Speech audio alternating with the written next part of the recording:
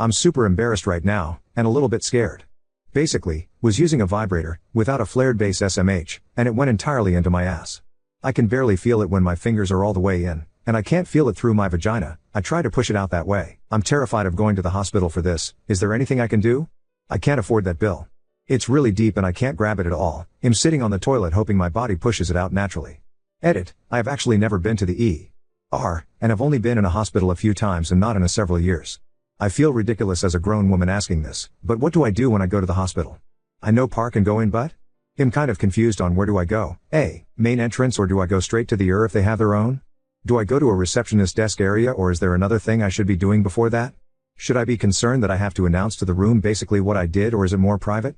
Sorry that this is worded poorly and am asking about basic life skills. I have autism and am freaking the fuck out. Edit 2. I am in the ER waiting room, already got the hospital bracelet and everything. I will update again, of course. I appreciate the concern everyone has given me. Edit 3. There will be a longer post breaking everything down properly, but here's what happened. I arrived and it was a bit confusing, but I asked the first person I saw for help. They got me to the ER and I was quickly checked in. In total, I was there for about 12 hours but never felt like I was waiting too particularly long at any point between having blood drawn, general vital stats a few times, registration, X-rays, and seeing multiple doctors and eventually the surgical team. Initially, the vibrator was deep enough that I could graze it with my fingertips. I was able to lightly grab/pinch it, but there was suction holding it there, which is why I couldn't get it out. It moved up deeper into my colon over the course of several hours, going from a weird pressure to a somewhat sharp pain when moving certain ways at the end. Given its depth, they couldn't use tools to remove it in the ER. I was admitted to the hospital at that point, and waited briefly for an operating room. The surgical team explained what they would be doing, putting me under and attempting to manually remove it with forceps, fingers, and massaging my stomach to encourage it to move down. If that didn't work, they planned to put me under deeper anesthesia and go a more surgical route, laparoscopic, through my stomach, to either push it down through my colon manually or remove it straight via the stomach. They let me know that if there was damage, they may need to resect my colon/intestines and I could have a colostomy. They put me under light anesthesia, which relaxed my body enough to shift it down into my sigmoid, from which they removed it manually. No need to cut me. I woke up in the recovery room and was discharged when I was able to pee. All the staff were lovely and very sweet and reassuring, but also very professional. During registration, they went ahead and just applied for the funding/insurance, which will cover me for a year if anything else happens, and my bill, as far as I'm aware, has been taken care of entirely through that. They didn't even need proof of income, which was so nice. Update 1. I will detail everything as clearly as I can for those in this situation in the future. I did a small update on the first post. The background: I have no shame or embarrassment as to how the situation happened. It was a body-safe vibrator about 7 inches long. I have learned the extreme importance of flared bases, as the muscles in your ass are apparently some of the strongest, and an orgasm can cause things to be sucked deeper inside than you would imagine. That being said, upon realizing that the vibrator was inside, I didn't panic ASAP. I've had it happen mildly once before, with a different toy, and I got it out with ease. This time I could insert my entire middle finger to the palm and was barely able to touch it. I started panicking then. I could get the slightest grip, but the curve around the sigmoid, the grip of my organs, and the non-flexible nature of the toy caused it to suction in place, more or less, and become actually stuck. Because it was so deep, trying to move it vaginally didn't work either. I tried many positions, angles, and so on before retreating to the toilet and hoping my body did its thing. After about an hour with it inside of me, I got dressed to head to the emergency room. Emergency room experience: as explained before, I'd never been to a hospital or ER before for treatment, and have rarely seen doctors at all, which made me more anxious. I was also incredibly worried about the bill. With some kind explanation from Redditors before I left, I was mostly able to navigate myself decently, though the entrance to the emergency had been blocked off. I went into the main entrance and went through security, and then immediately asked the first staff I saw for some help. I explained I'd never been there before and didn't know where to go but needed to be seen, and was walked by a nice lady to a shuttle pickup spot to take me to the ER across the campus. They came very quickly and drove me there. It was a little funny to talk about the beauty of the view around the hospital with the sweet old lady driving while I was in this situation. The worst part was reception. They were located immediately inside of the entrance to the ER, so I didn't have to look and find it.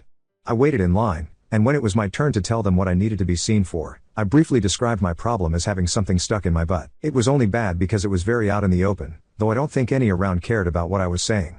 She asked what it was and was very relieved when I told her that it was a normal sex toy. Many other staff and doctors were also relieved finding out that information at various points. It was hilarious. They took some basic information, and then I went to the waiting room where someone came and took my vitals. I was called into a room pretty quickly where nurses took my blood, asked a few questions about the situation, and then I was taken to have my X-rays done. If I can access them, I will add a photo. After X-rays was my longest wait, which was in the results waiting room.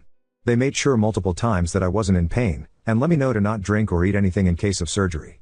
I was taken to registration, where they went over my identity info and financial arrangements. It was very quick and they didn't ask much, just if I had insurance or not, no, and if I work full-time, the number of people in my household etc. I forget the exact wording, but she immediately applied for me to be covered under essentially what is the hospital's charity insurance. It will cover this visit entirely as a write-off, and I will be covered with the same program at that hospital for the next year. I did not even have to ask for this. This was done rather early into the visit, which was very nice as I was able to stop worrying about the financial impact that I definitely couldn't afford and put my full attention towards just being treated. I was called back to a patient room a few more times for privacy with doctors as we talked about the situation, and at one point to have the rectal exam to see if they could remove it in the ER. I was very nervous about that as I've never had an exam down there, but it was extremely quick and professional and didn't add any more unpleasantness to my situation, just a very well lubed finger up my butt. There was only one person in the room, another woman who did the exam. She had me do things during it like cough and bear down like I was giving birth. Unfortunately, the doctor was unable to even touch it at that point, which told her that it had migrated further up into my colon. Its final resting place was shockingly high on your right hand side, but on the front, belly side, put a finger on the very highest point of your hip bone. Raise your finger about 2 inches higher along your body towards your waist, and right there is where the vibrator was inside my body. The talks with doctors began to quickly involve surgeons at that point.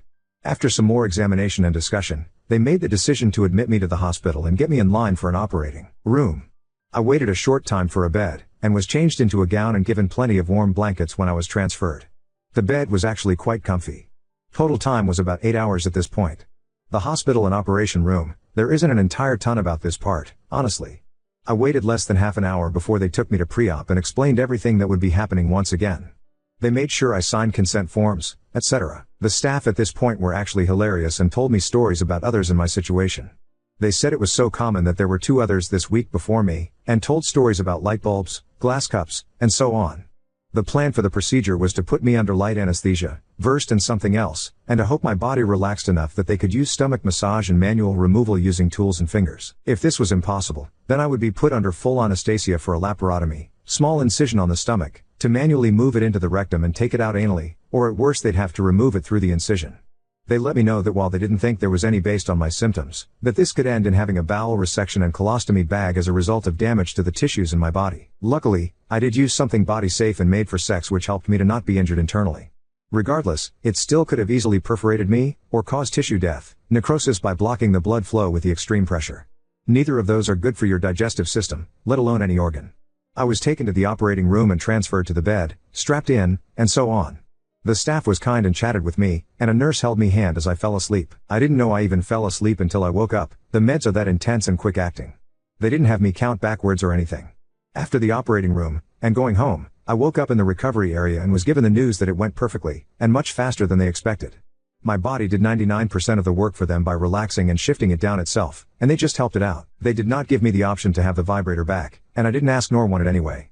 As a result of it being quick, I was lightly sore all over as the anesthetic still needed time to filter out of my body. I was given as much juice as I'd like, and my vitals were taken again. The person there went over my results from everything including my blood work. I found out I need to take a multivitamin but am otherwise seemingly healthy. They said I had to pee before I could leave, and I very quickly did. I was wheeled to the entrance where I was picked up, and was very happy to go home.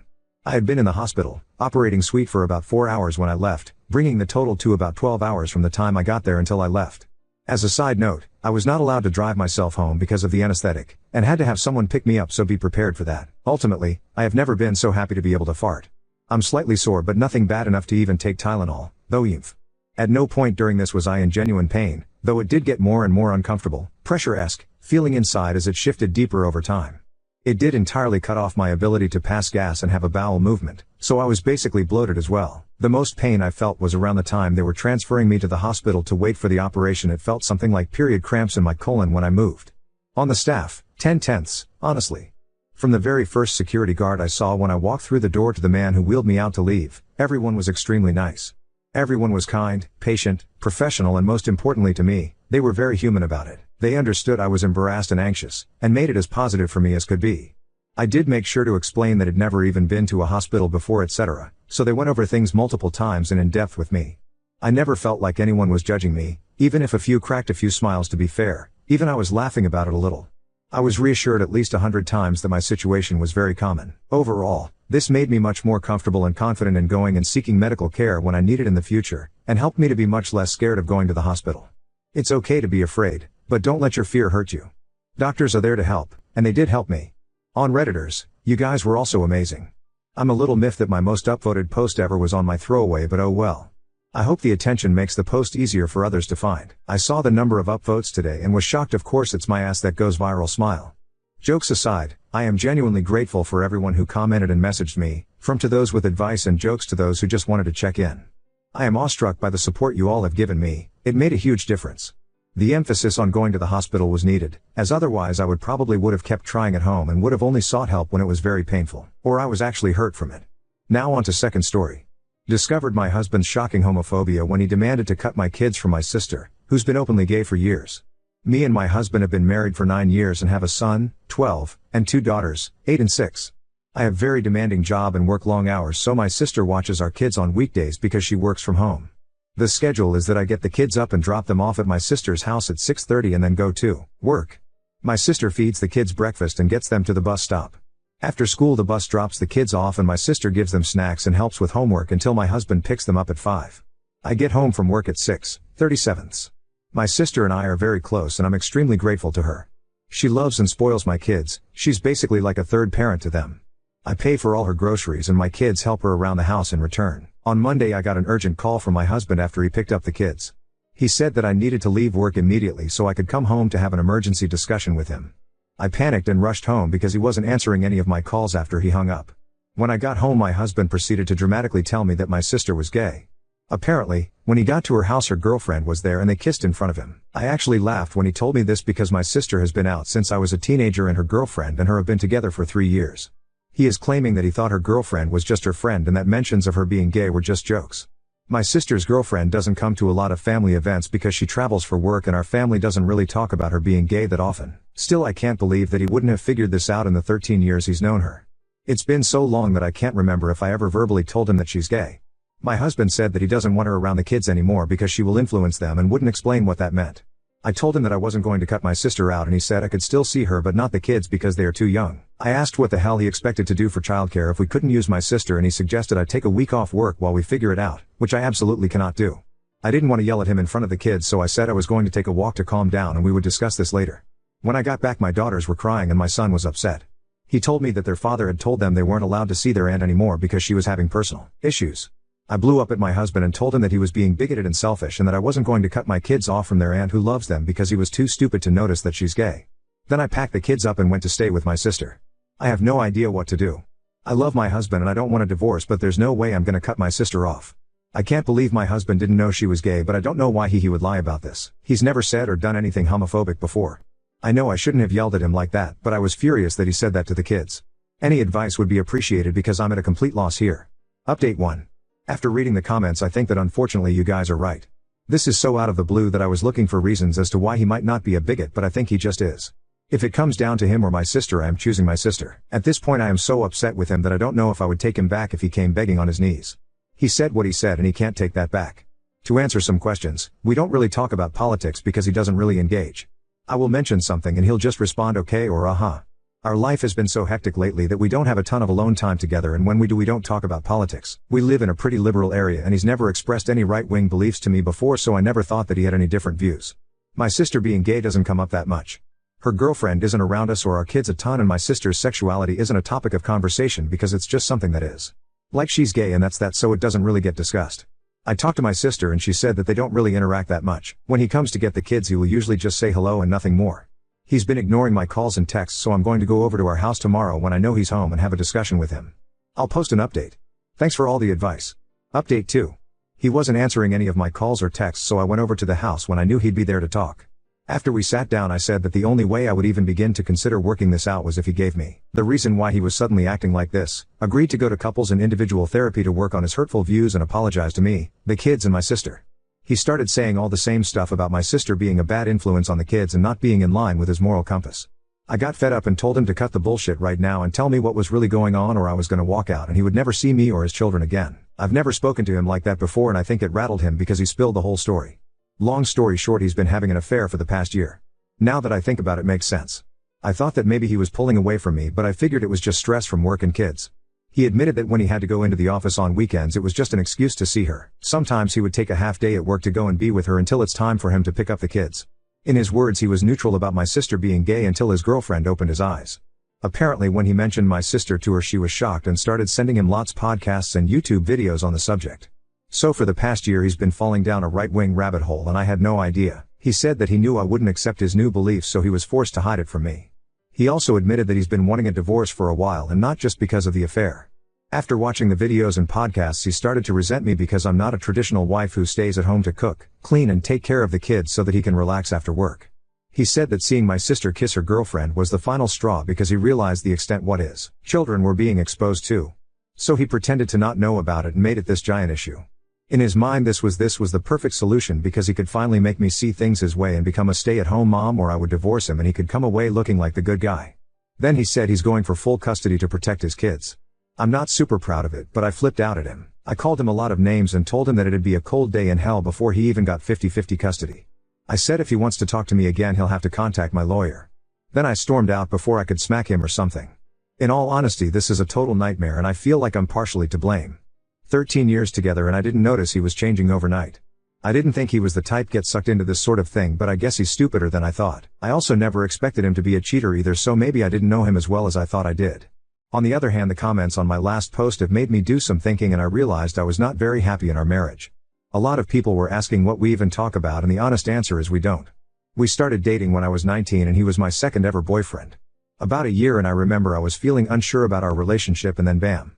I got pregnant with our son. It all happened so fast too. He proposed to me and I said yes. We had never discussed marriage before, and looking back I'm pretty sure I would have said no if I wasn't pregnant. We had a long engagement, but we were basically married right after because I moved in with him immediately to raise our son. God, I feel so stupid. I think I was pretty naive at the start of our relationship. I never thought to have any in-depth conversations about politics, family and religion. I'm realizing now that I was mostly staying in the marriage because it felt easier than the alternative and better for my kids. I genuinely thought he was a good man and father. Now I'm remembering tons of different moments in our relationship that I brushed off and fights we had that all add up to a bigger picture. I think part of why I've been so frazzled and exhausted lately is because he was literally doing the bare minimum and leaving me and my sister to pick up the slack. I don't regret the marriage because it led to my kids, but I regret not seeing everything sooner and getting out. Right now my kids are my #1 priority. When I got back I sat them down and we had a long conversation about their father, his views and LGBT rights in general. I made it very clear that I would support them no matter what. I am also looking at getting all 3 of them in counseling to help them deal with this. We are temporarily staying with my sister while I sort out the divorce. We have separate bank accounts, but I need to figure out how to sell the house because I don't think I can afford it alone and he definitely can't. There are some townhomes opening up in my sister's neighborhood that I'm gonna try for so my kids can walk to her house. My sister has been so supportive during this entire ordeal. She and I had a long talk about everything with lots of hugging and crying. I feel awful for bringing a bigot around her and I don't think I can ever repay her for all of the help and love she has given me and my children. She and her girlfriend have been helping out with the kids and the divorce stuff. Since her girlfriend is currently in town, I decided that I wanted me and kids to get to know her better, so this weekend we are all going to the museum and hopefully take my kids' minds off everything.